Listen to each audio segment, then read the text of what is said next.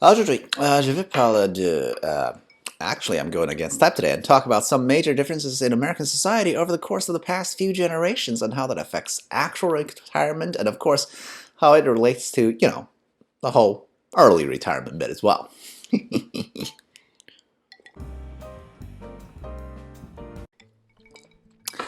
Ayo, Zunpuck here, another day not working for the man, and frankly I am once again incensed by a post that I saw in the Fire Facebook group. One could question whether this post was appropriate for the early retirement group, but hey, let's read it first, okay? In quotes, "Hi all, struggling. It's so hard to set enough money aside for retirement. I keep thinking back on my grandparents. My grandfather was a paper salesman, and my grandma didn't work because it was the 50s and women couldn't back then. So think single income, and they had one child to support. They ended up retiring comfortably, very comfortably. When they died, there was enough money to spread around to like 5 people. What happened between then and now? Like my grandfather was a salesperson. He didn't climb the corporate ladder. He wasn't some big with a corner office. He sold toilet paper, for Christ's sake. And I have a decent job, and it feels like the only way I'll be able to retire is if I'm the VP of some department for 10 years. Feeling frustrated." End quote. Ooh, God. Ooh. Triggering, I guess, is the word I'm looking for. Written by what looks like a youngish white lady. I only mention white because it affects how her premise works, right? First, I'm going to have to mention that general premise where I would feel like it's relatively easy for her grandparents to retire and leave some for the progeny. That sounds reasonable, but honestly, immediately I need to point out there's some level of institutional prejudice that likely contributed to her grandparents' ability to invest in real estate over other people's, okay? So let's be clear, at the societal level, her grandparents had probably the most privilege out of any single group in the USA. And over many decades and generations, even slight advantages can and do compound, alright? But alas, that was just a tangent. What I wanted to do instead is speculate on how exactly a single income earner who never climbed the corporate ladder would have had a different spending and investment pattern than what we see now, and how that affects anyone's retirement horizon and mindset, right? Anyway, if you're intrigued by what I might say, please subscribe, like, comment, share, and all that social media buzzwords. Or whatever, because I am rich enough for me, and will be great regardless of what you do. So number one, right off the bat, right? What's the difference between the 50s and now? Well, there was way less crap to be bought, okay? And there's way less sense of FOMO to tempt people to make additional purchases, right? Think about all the gadgets and think about what anyone actually needs in life. I mean, really need, right? These days, I think we think of our phones and the internet connection as a necessity, right? But frankly, both of these were in short supply back even 10, 15 years, right? And guess what?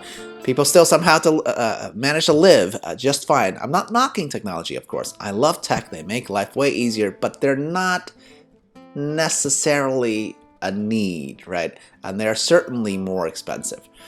Also, I mentioned FOMO, because social media really isn't healthy for anybody, right?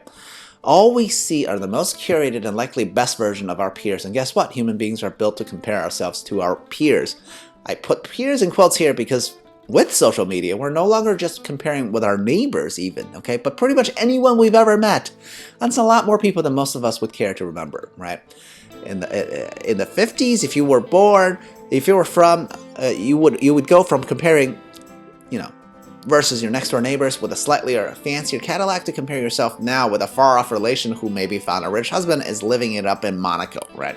Your mental fiscal discipline would have to be tremendously better to not splurge on increasingly out of touch and out of reach items like luxury travel just to feel like you're keeping up with, the many, many more Joneses. Point number 2. Investment instruments have changed, right? That's also true. Now, I'm not going to sit here and say, hey, the market's the market, it's always been the same. That's not true. I mean, even to invest in the market, if you wanted to during the 50s, you'd have to go through an actual professional, to do any kind of investing, right? And it would not even remotely be reasonably diversified.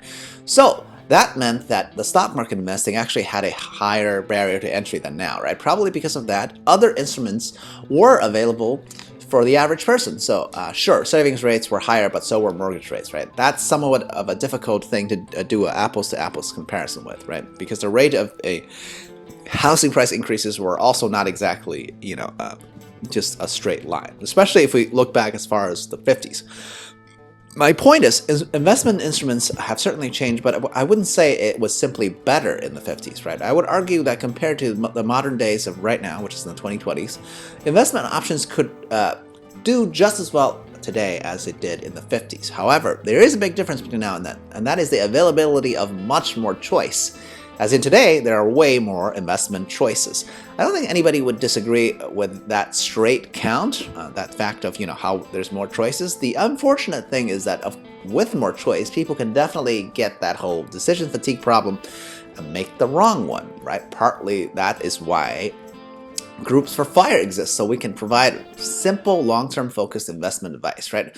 But that's not where the vast majority of the population is going to go for their advice, right? Obviously, and the lack of a simple, reasonable option, like what original posters' grandparents had, which is just stick it into savings because savings had a high interest rate back in the 50s.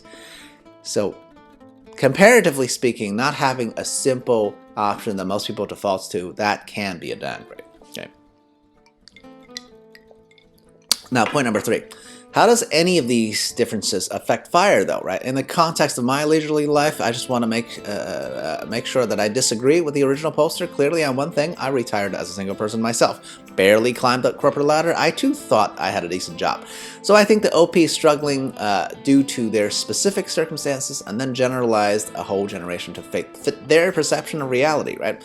Because I keep using myself as an anecdotal evidence, and we all do that. We assume that if we can do something or are in one position, surely others can be too. Why else would I make these clips, right? Because I truly believe I'm not much smarter or more capable or harder working than anyone I've met in life. Maybe just slightly luckier, sure. But one thing I do have that others lack is strength of convictions, right? I believe in what I'm doing, whether that's work or investment philosophy.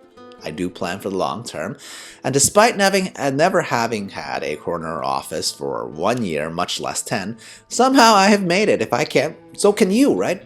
The mindset and attitude absolutely matters, right? Part of the fun of life is the struggle, so don't sound down about struggling. Now, if you don't like your circumstances, change. Channel frustration into power, rah, rah, rah. It can all be done. That's my suggestion. If you're looking to compare against, some glorious yesteryear. So, in conclusion, has the world changed since 70 years ago? Of course it has. And has it changed for the worse, as the question seems to imply? No, I wouldn't say so, right? The world simply changes, as it always does, and will continue to do. All change will have aspects that we like, but also dislike, right? I love having more investment choices, for example, but that requires that I have better critical thinking skills to actually pick the appropriate one for me, depending on my circumstances. Can't just autopilot it like in the old days, right? I also wouldn't call, hey, single income, but still good money a great thing of the past, okay? That may have been great in families that got along, but literally having a significant amount of ladies that gave significant amount of ladies zero sense of agency. I mean, I wouldn't want to feel trapped in a situation with no options of exits, right? So nostalgic views towards some golden past is not my cup of tea, right? We live in the now and must adapt to it. That's all. And if a schmuck like me can win at life, I'm absolutely positive that you can too. All right. Till next time, cheers. À la prochaine.